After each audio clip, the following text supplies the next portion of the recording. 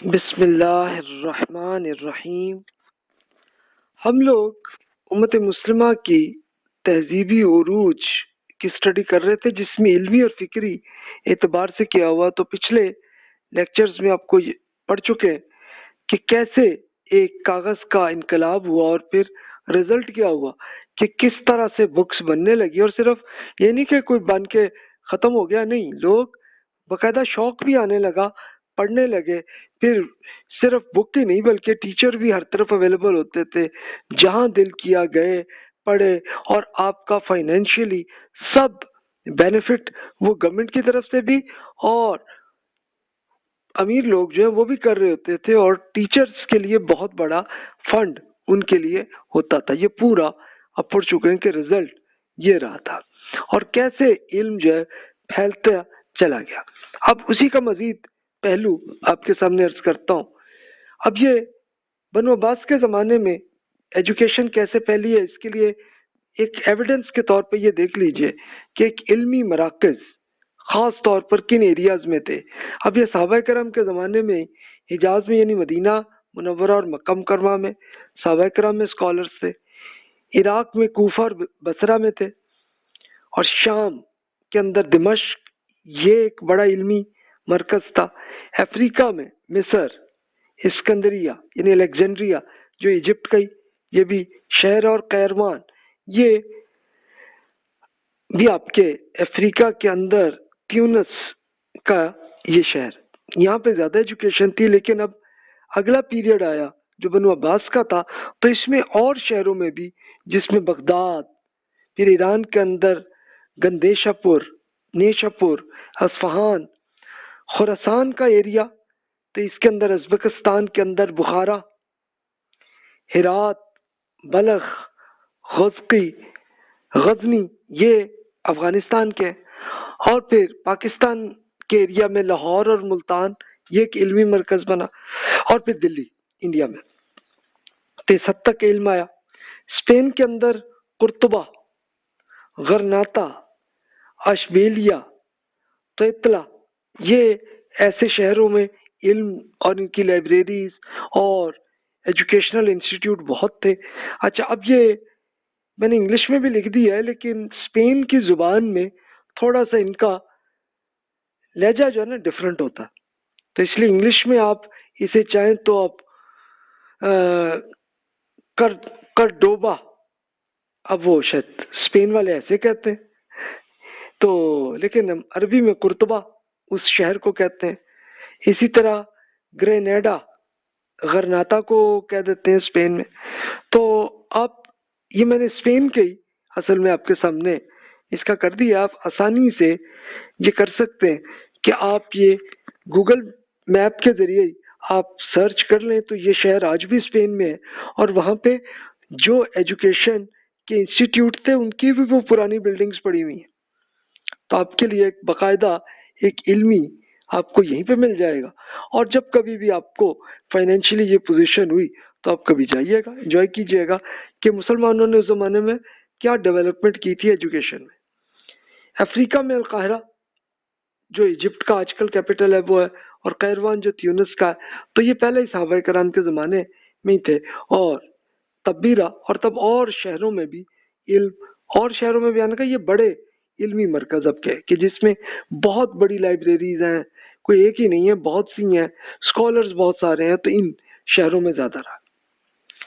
اچھا، ایران کا گندیشا پور میں نے عرض کیا تھا کہ یہ میڈیکل سائنسز کا یہ ایک مرکز تھا، کہ رسول اللہ صلی اللہ علیہ وسلم سے پہلے اس زمانے میں کہ یہ جب یہ ایران کی یہ پرشین امپائر جو تھی، تو وہاں پہ بھی یہ معاملہ تھا کہ بہت سارے کرسچنز گندیشا پور میں سیٹل تھے، اور وہاں پہ یہ میڈیکل سائنسز وہاں پہ وہ پڑھاتے ہوتے تھے۔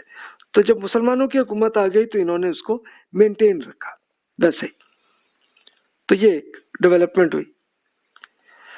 اچھا، اب دیکھیے تعلیمی انقلاب میں ایک سب سے بڑا انقلاب میں اسے کہتا ہوں، یعنی اس سے پہلے بہت بڑا ہو چکا، لیکن اب اپنے ٹائم میں سب سے بڑا ہوا کہ یہ سلجوق سلطنت کے وزیر اعظم تھے نظام الملک۔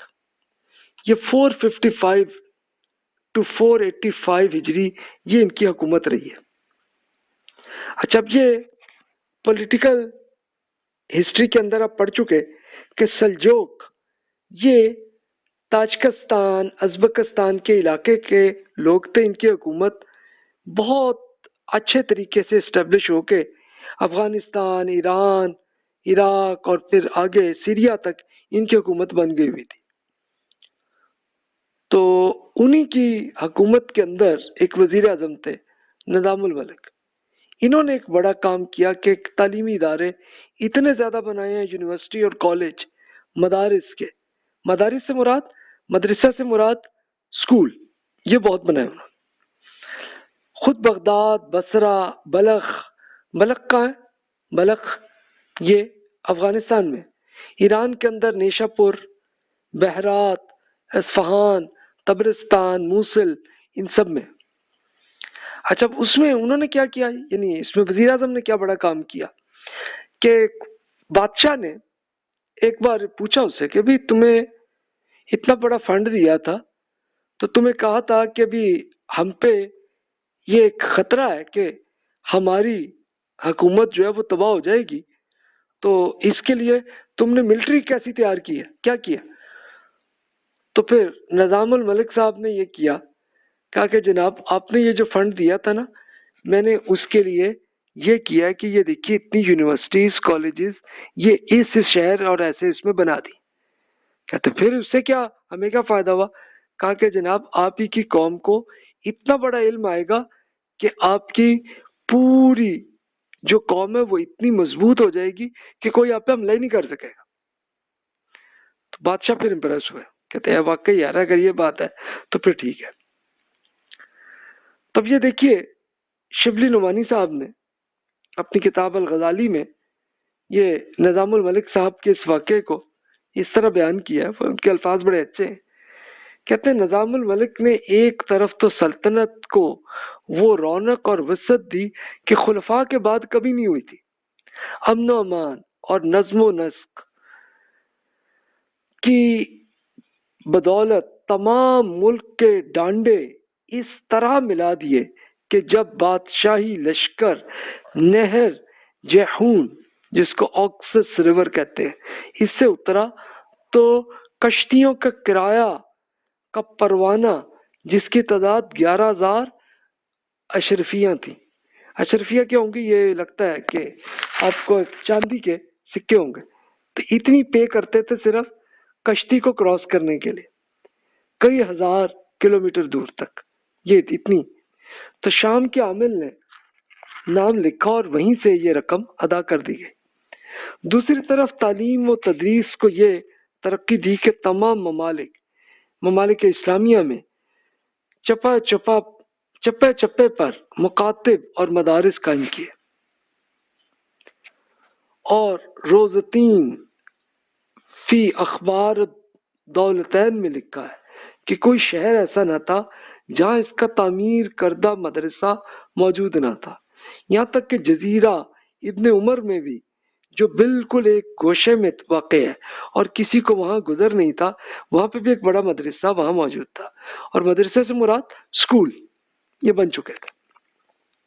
اس طرح ایک قزوینی اسکالر ایرانی تھے، تو انہوں نے بتایا کہ ان کے زمانے میں مدارس کا سالانہ خرچ 6 لاکھ اشرفیاں تھیں. تو اشرفی جو ہے یہ آپ کے چاندی کے سکے تھے. اتنی بڑی رقم صرف ایجوکیشن پہ لگتی تھی. اور پھر سلطنت سلجوکیہ کے اشرفیاں ہماری نظر سے گزری ہیں، کم سے کم کے برابر ہوتی ہیں، جس پر اس بنا پر نظام الملک کے خاص عطیہ کو چھوڑ کر 15 ملین کی سالانہ رقم شاہی خزانے سے تعلیمات کے لیے مقرر تھی. اور اس زمانے کے لحاظ سے یہ رقم ایسی خطیر رقم ہے، اس کی مثال کسی دوسری قوم کی تاریخ میں نہیں مل سکتی. آپ خود امیجن کر لیں کہ اتنی بڑی آپ کی فنڈ اس پہ لگنے لگا. تو یہ نظام الملک کو میں کہوں گا کہ اپنی صدی، جو ان کی صدی تھی ہے جس کو 5ویں ہجری آپ کہتے ہیں، تو اس کے سب سے بڑے ہیرو یہ نظام الملک صاحب تھے. یعنی ایجوکیشن پہلے ہی بہت اچھی ڈیولپ ہوئی تھی، ہر طرف تھا، انہوں نے اس سے زیادہ فنڈ اور ایسا نیٹ ورک بنایا کہ اس کو آپ خود امیجن کر سکتے ہیں۔ یہ دیکھیے کہ یہ کچھ پکچرز ہیں کہ جو نظام الملک صاحب نے مختلف علاقوں میں، اچھا کچھ تو انہوں نے کی اور کچھ جہاں ان کی حکومت نہیں تھی تو اور لوگ بھی امپریس ہوئے، انہوں نے بھی بنائی۔ یہ تو خیر نظام الملک نے بغداد کے اندر انہوں نے یہ لائبریری بنائی تھی، آج بھی موجود ہے۔ اچھا قرطبہ اسپین کا، تو وہاں پہ دیکھیے کہ اس طرح سے ایجوکیشن انسٹیٹیوٹ ابھی بھی موجود ہے۔